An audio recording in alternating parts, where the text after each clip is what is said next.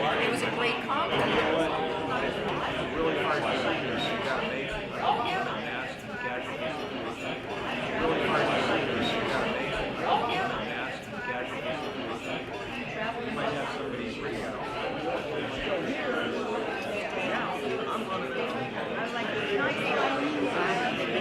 So we have a website that you're all aware of called newsgeezers.com. I know a lot of you go there. I had like 2,500 hits on it last month. About a third of them come from Russia and China, but you know, don't ask me. And thank you for supporting it by going to the website. The other thing I want to talk to you about is the 8 Ball Foundation, which is now in its 65th year. Started back in the 50s when the Daily News closed, the original Daily News, and people found themselves out on the street, and a number of Hollywood stars came forward and chipped in $250,000. And the organization has been going ever since then, helps out journalists in need. Thanks to the Pfaffinger Foundation with the Los Angeles Times, all of our expenses, about $10,000 a year, are covered. We have a couple of board members here, Roberta Wax in the back, and your donations are important to keep this thing going. Also important is your referral of people on a confidential basis who may need our help. The website's there, 8ballfoundation.com. It'll show you how to donate, it'll show you how to apply, and thank you in advance for the support. Now I want to take you through thank you. It isn't just me doing this, there's a whole bunch of other people. And Joel Tater, where are you, Joel? Joel's my partner in crime. Bill Dawson is behind the buttons and has been the technical director of this exercise for a good long time. Vince Mack is on the A-roll camera over here, and you've got Andrew Lucero, who is on the B-roll camera here, and Marissa is, where's Marissa? There she is. Marissa's also shooting, so this is covered by 3 cameras. We laugh. We figure we could get a helicopter over this thing, a couple more cameras, and then we'd have a production truck outside and Joel could direct. I mean, wouldn't that be good? So thank you to all these people, and also my son David and my wife Barbara. Put your hand up, sweetie, whose name is not on the graphic, but thanks to her and thanks to David for all your assistance. Let me take you through what we're going to do today. This is today's program. We're going to be starting with Wendy Horowitz from the LA Public Library, presenting some sterling examples from the Herald Examiner's photo archives, and I'll tell you more about that in a moment. Our all-star cast today, the panel, and I'll be introducing them in detail in a moment, are Al Wyman, Ivor Davis, Bill Robles, Linda Deutsch, and Sandy Gibbons. And a special thanks to Linda and Ivor. Without you guys, I wouldn't have been able to do this program. You helped me with ideas, you helped me round up people for this, and I'm very, very grateful. So we're going to begin. Wendy Horowitz is a photo archivist with the Los Angeles Public Library. Years ago, what year was it, 90? 1990, yeah. 1990, the Hearst Corporation basically bequeathed all of the contents, including the copyrights, to the Herald Examiner's extensive photo collection. And today, in fact, in just a moment, Wendy's going to start our program by introducing you to a group of pictures that are out of the archives of the best of the Manson case. And there's some just absolutely sterling pictures in here. We're going to do that, and then I'm going to call up our panel that you just saw there, and we'll move on with the program, okay? So this is Wendy Horowitz. Thank you.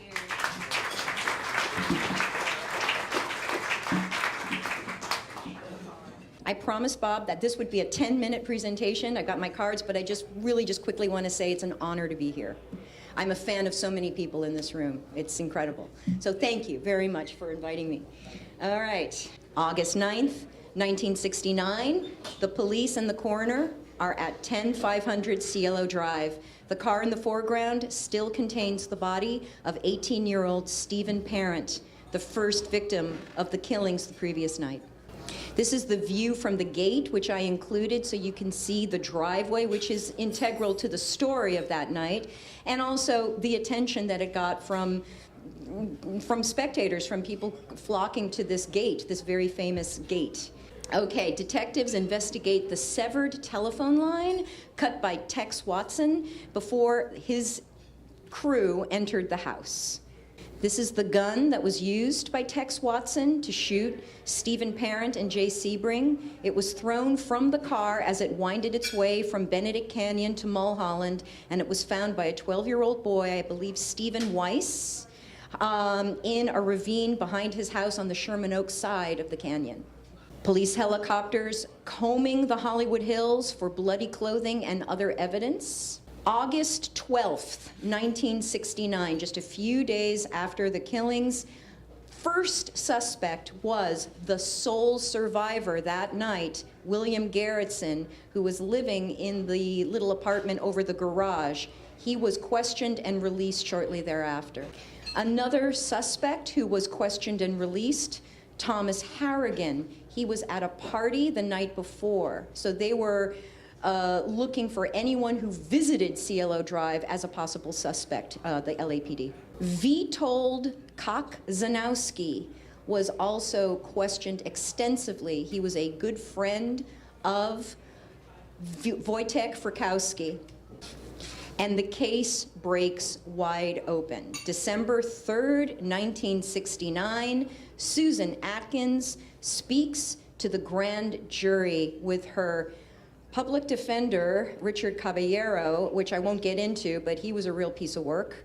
And yeah, and so now they know. Because of Susan Atkinson's testimony before the grand jury, here we are December 11th, 1969, Charles Manson is taken into custody in connection with the murders. Another big break, one of the most compelling aspects of the court proceedings, the trial, the testimony of Linda Kasabian. Here she is after she was brought to Los Angeles from New Hampshire, where she fled. In December 1969, she immediately turns, upon her arrival, turns state's witness. Also in December of 1969, Terry Melcher, who was the occupant of Cielo Drive just prior to the Polanski Tate killings. He lived there before they did. They moved in January of '69. He is testifying about his relationship with Charles Manson, his encounters with Charles Manson, who wanted very much to be given a record deal. Terry Melcher was a record producer. This is the jury selection is complete. The jury is taken from their hotel to Superior Court. Here is Charles, the next few images, I'll just say the next few are examples of Charles Manson's stalling tactics and defiant behavior. Here he is, he's getting his trial date. In the previous image, he's taunting the press. And in the next image, he is demanding to be his own counsel. And that only lasted for a few months. So now we have the very first day of opening statements, July 24th, 1970. The first day of opening statements. In the far left corner, William Garrettson, the sole survivor of Cielo Drive. And seated, Sharon Tate's father. Next to him, Winifred Chapman, who discovered the bodies the morning of the 9th. Dennis Hurst next to her, and Wilfred Parent, the father of Stephen Parent, the first victim. Here is Mrs. Parent, their daughter, and Mr. Parent, the family of Stephen Parent. And I included this photo because it is important to me that the survivors of these horrible murders be acknowledged. The pain is clearly written all over their faces. Okay, here is a very interesting witness. Greg Jacobson was a key player in the chain of events leading up to the murders at Cielo Drive. He introduced Charles Manson to Terry Melcher. He was a friend of Charles Manson's who was a fan of his music and was trying to help him get a record deal. I included this to show you that everybody wanted to be a spectator. Here is Sal Mineo, the actor. Everyone was frisked before they entered the courtroom, and here is just a typical, day in the trial, the Tate LaBianca trial. Sal Mineo being frisked before entering as a spectator. Winifred Chapman, the maid who discovered the bodies, is seen in the same frame just a few feet away from Manson family followers, Paul Watkins, Lynette Fromm, Squeaky, and I believe that's Bo Rosenberg, I'm guessing, but it's just that she has to be, the way it is in the halls of the Superior Court is, the victims' families and the Manson followers practically rubbing shoulders. This is Frank Struthers Jr., the son of Rosemary LaBianca, who discovered his father's body, and his father, Frank Struthers Sr. Former Manson family members, Barbara Hoyt and Brooks Poston. Hoyt was the target of an assassination attempt. I don't know, I'm just going to say Honolulu Hamburger, if you followed the story. When she agreed to be a prosecution witness, members of Manson's family who were out there, they coaxed her into going to Honolulu, where they tried to murder her with a hamburger laced with a lethal amount of LSD. She survived, she returned, and she testified over and over again. She testified at every trial, whether it was for Manson or Tex Watson or Steve Grogan, she was there. Paul Watkins also became a prosecution witness, former Manson family member. From the left, Leslie Van Houten, Susan Atkins, and Patricia Krenwinkel, mugging for cameras, as was their daily routine. September 28th, 1970, Charles Tex Watson is finally brought to Los Angeles County after fighting extradition for over 6 months. He is brought before a judge to enter a plea, but he refuses to speak to the judge. This was a familiar scene for so many people who were there. Manson girls Brenda McCann, Sandra Good, Kitty Lutzinger, and Catherine Gillies holding their vigil at the corner of Broadway and Temple. And the reason is they were kicked out of the courtroom for causing so much disruption in the early days of the trial. So they camped out on the street. Okay. Irving, I'm not sure if it's Kanarek or Kanarek. Kanarek, okay, Irving Kanarek, Manson's attorney, and Ronald Hughes, Leslie Van Houten's attorney. He's raising his fist in victory because they have just been released from jail for contempt of court charges, and the whole story is in Ivor's book. But by the way, don't forget the guy in the... Oh, Vincent Bugliosi! That was Vincent Bugliosi leaning against the wall, smirking. Here because they're making a spectacle. It seemed like everyone involved in the defense and the defendants themselves were making a circus of this whole thing. This is Maxwell Keith in December 7th, 1970. After Thanksgiving recess, Ronald Hughes disappeared. And again, the story is in Ivor's book, but he disappeared, and his body was later found in the following year. And this is the replacement counsel for Leslie Van Houten. March 29th, 1971. The verdict, guilty, had already been announced, and then the penalty trial. Manson is on his way to court to hear that he is going to be sentenced to death in the gas chamber. April of 1971, from left, Leslie Van Houten, Patricia Krenwinkel, Susan Atkins are on their way to Frontera Prison after being given the sentence of death in the gas chamber. Jury foreman Herman Tubick is now able to have a press conference. The trial is over. Vincent Bugliosi, man of the hour, also giving a press conference at the conclusion of the trial after the death penalty was announced. And thank you very much. Big round of applause for Wendy. Wendy will return for our next News Geezers lunch on Saturday, October 26.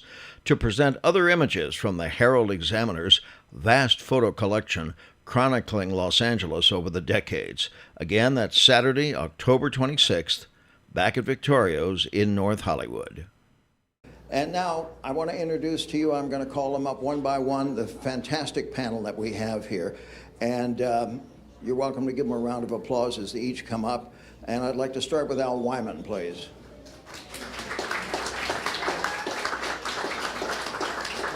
Come on up, grab any chair you like, and grab a microphone, Al. Al Wyman worked at both KCBS Channel 2 and KABC Channel 7 Eyewitness News here in Los Angeles. He was a renowned investigative reporter. While at 7, he, along with his photographer and sound operator, used very clever thinking, and you'll hear and see that in a moment, and really smart deduction in order to find the discarded bloody clothes worn by members of the Manson family during the horrific murders at the Polanski rented home in Beverly Hills. And shortly, when I call on him individually, I'm going to show you a David Ono clip which really outlines and provides a background to this case. And that's important because there's young people in the room here who are going to say, well, all those pictures were fine, but we really don't know the story. But you'll learn the story here. It'll all unfold for you, and that's why I'm doing this in chronological order. Al flew here from St. Louis, and it is an absolute pleasure to have you with us. Oh, thank you. Thank you. Next one is Ivor Davis. Ivor, can you come up? Oh, you don't have far to go. So Ivor is an author and a journalist, and in my humble opinion, is a fantastic writer. Really fantastic. His newest book, which you will see up on the screen here in a moment, is called A Reporter's 50-Year Journey into Madness and Murder. It is Manson Exposed. He was nice enough to send me an advance copy. I've read it. It is terrific. I'm going to ask him about a specific chapter in that book when we get down to that point. Early praise for Ivor's new book, Manson Exposed, has come from Manson trial co-prosecutor Stephen Kay, who called it, quote, the most detailed, behind-the-scenes account of the Manson trial that I've ever read. And at a previous lunch, those of you who were here will remember that he talked about one of his previous books, the absolutely marvelous The Beatles and Me on Tour. Next up, Bill Robles.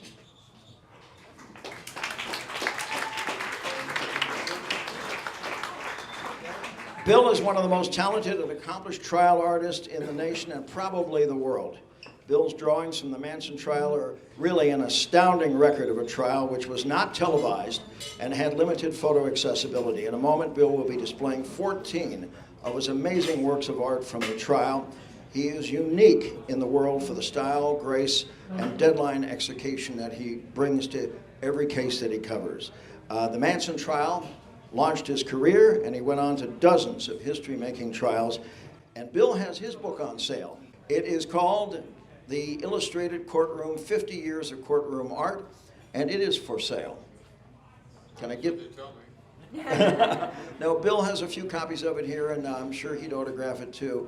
And just see Bill during the course of the lunch or afterwards, and he'd be happy to sell you one. It's a beautiful book, really is, and you're going to see some samples here of Bill's work. Next up, I'd like to ask Linda Deutsch to come up.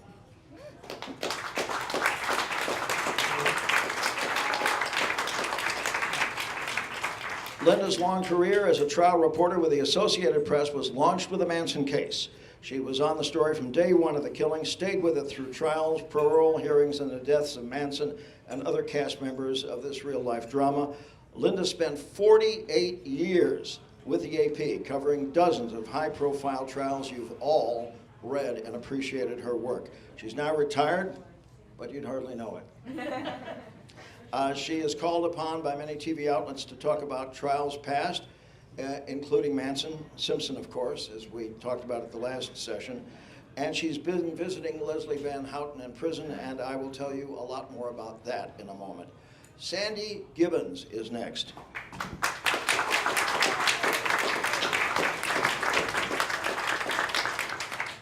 Hello, Sandy. Hello. During the Manson trial, Sandy was still, is it Meditol? Meditol. Meditol, okay, Meditol, of City News Service.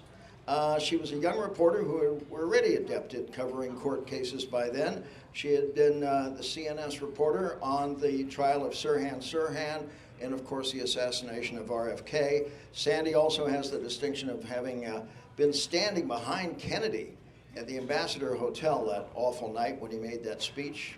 And we all remember Sandy because in later years she went on to become not only city editor of CNS, but then went on to have a long, distinguished career as the spokesperson for the Los Angeles County District Attorney. So to all of you, welcome. It's just great to have you here. The one person who couldn't make it was Mary Nieswander, and I just wanted to tell you briefly about Mary.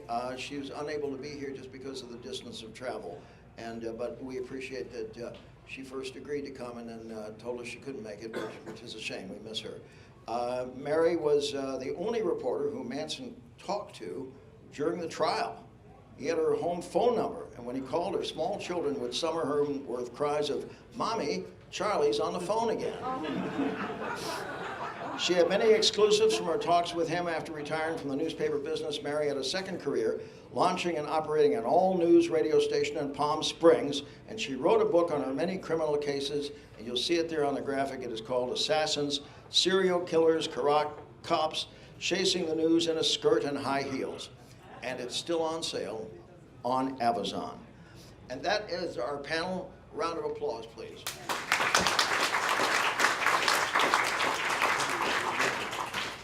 Now, the way this is going to work is I want to ask a question or two of each one of these folks, and then I'm going to open it up to questions.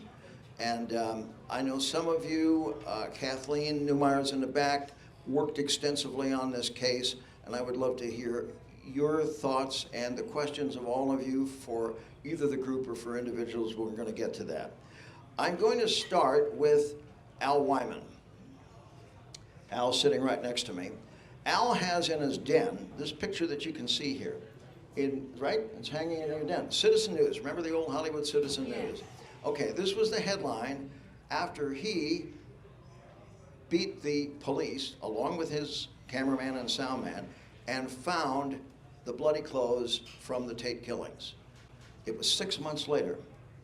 And Al, do you want to say a quick hello, and then we'll go to this little tape? Yeah. First of all, I want to point something out before we get too far.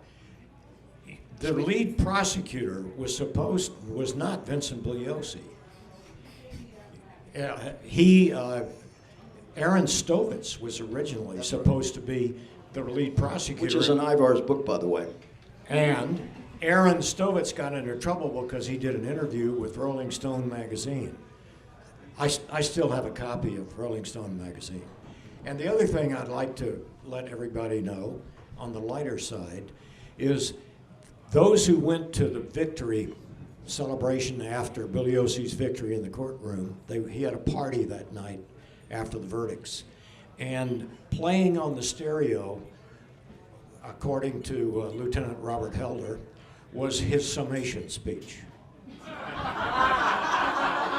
I thought you might like that. No, the whole premise of this was we read the paper of the Los Angeles Times, and we were the first crew that reported into Channel 7. And if I correctly remember, Julian Walensky, God love him and God hate him. You know how we are with assignment editors. We love them and hate them, but Julian was one of the best, I have to say that. We begged him to let us go. We said, my God, they had Boy Scouts running up and down the hill. The reason I think they had Boy Scouts is because Dan Cook, who was the PR guy for the police department, was a big Boy Scout and a big Boy Scout backer. So I think Dan Cook must have recruited Boy Scouts to run up and down hillsides. They didn't find a thing. We thought the next day there got to be all kinds of people searching. There was nobody. So I'm going to show you a piece here that was done 10 years ago by David Ono. And it really sets out the story through the murders and then the way he deduced where these bloody clothes were and found them is just an absolutely remarkable story. Hello, Robert. Good to see you, man. So let me roll this tape for you, and then we'll come back and let Al finish up and we'll move along with the rest of the panel. 1969, a hot summer morning. The sunrise would cast a light on one of the darkest chapters in Los Angeles history. I don't think that any of us who were there, we were the first television crew on the scene.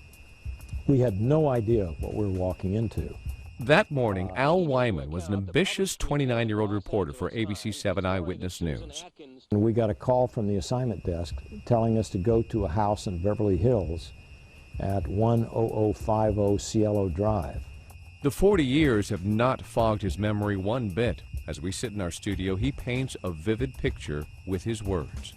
This was a driveway that led to a dead end, and the dead end was that address we were sent to, and there was a gate that was closed. There was a chain link fence, and you could see all the way through the chain link fence, and there was an automobile inside with the body of Stephen Parent. On the scene, he walks me through it like we were sent back in time. They went in this way on this side and cut the phone lines so no one could call out. And Rona Barrett showed up, and I wondered what was she doing there, because she did a gossip segment on Eyewitness News at the time. Miss Rona, what are you doing here? And she said, don't you know who lives here? This is Roman Polanski's house. And then it was just like a collective shock. We knew we were in a story that was a lot bigger than we thought. Wyman recalls standing at that gate all day. The details began trickling out. 5 dead, including Sharon Tate, pregnant wife of Roman Polanski. Even more shocking, how they were killed, brutally shot or stabbed. 169 stab wounds between the 5.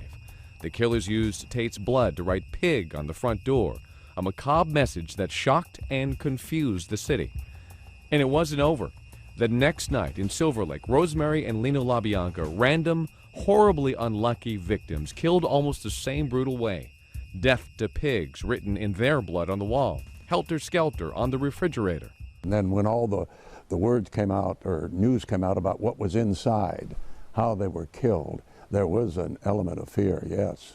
Eyewitness News Inland Empire Bureau Chief Bob Banfield recalls how the city was petrified and thirsty for information as he canvassed the LaBianca neighborhood, talking to neighbors the day after the murders. People were, back then, were willing to talk because they were wondering, you know, give me some information, what's going on here? There was a lot of fear in L.A. The sale of guard dogs and guns rose dramatically overnight, and the use of security services dramatically. And particularly in the movie colony, they were just terrified. Vincent Bugliosi was the deputy DA, the man who eventually sent the murderers to prison. But in the weeks immediately after the crimes, there were no suspects. Evidence was hard to come by. Today, you'll find it locked away in a storage closet in the DA's office. 37 boxes in all, now infamous, even iconic items that came to symbolize the brutality. The long-barrel .22 revolver used in the Polanski house. The rope tied around Sharon Tate and Jay Sebring, still stained with their blood. The rope had been thrown over the rafter, and then each end of the rope was kind of looped around the victim's neck. The fork used on Lino LaBianca, and Rosemary LaBianca's wallet, stolen by the killers, her driver's license still inside. California driver's license. 1969. And the bloody clothes worn by the murderers from the Polanski scene. Clothing was actually found near the scene of the Tate murders by a film crew. I believe it was a Channel 7 film crew. That film crew was Al Wyman. It was 4 months after the murders. What we did, we came here and actually stood right here in this spot and said, okay, if we had just killed these people, we are covered with blood, where would we go and where would we throw the clothes? Wyman and his crew got into their news vehicle and started driving down Benedict Canyon, estimating the murderers' escape. Let's time how long it takes me to undress and redress. And I put the stopwatch on and ran it for 6 minutes and 20 seconds. And at that time, when it hit 6:20, I said, okay, where are we? We stopped and got out and looked over, and I said, my God, those have to be the clothes. That day, 40 years ago, Wyman files this report. 6 minutes and 20 seconds of moderate driving up Benedict Canyon led us to this spot. And looking over the edge of this hill, we found several pairs of blue jeans and what appeared to be some very dark sweatshirts. This is exactly the spot, and driving up Benedict Canyon as we've done just now, this is the only place, there was no guardrail at the time, this is the only place that you could pull off. This is where we found it. It's right down there. When the LAPD arrived on the scene, detectives were not happy the media figured it out before they did. We were notified by my boss, Lieutenant Robert Helder, who received a phone call from what I believe is Channel 7 News. They came up and found the clothing, which we introduced at the trial. Slowly, Bugliosi gathered his evidence. It led to a man who stood only 5'2", but wielded a manipulative power that turned a group of hippie followers into some of the most ruthless, cold-blooded killers in American history. Charles Manson.